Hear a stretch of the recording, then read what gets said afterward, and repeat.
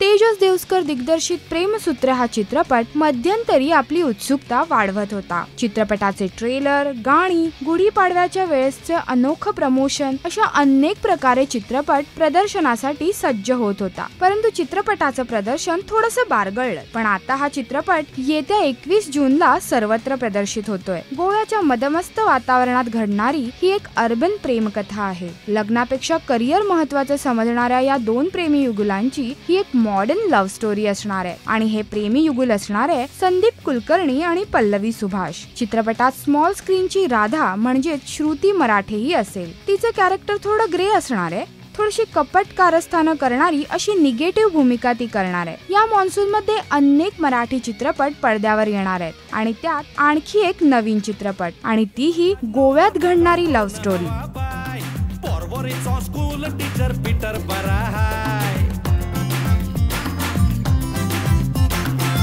Teacher Peter नको त्रास मका दे, अर्ध्या रात्री उठून माझा क्लास लिहिलो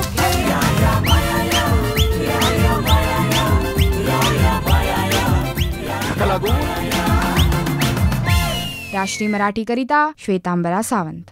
नमस्कार, मी मनवा नाईक, तुम्ही पाहताय राजश्री मराठी।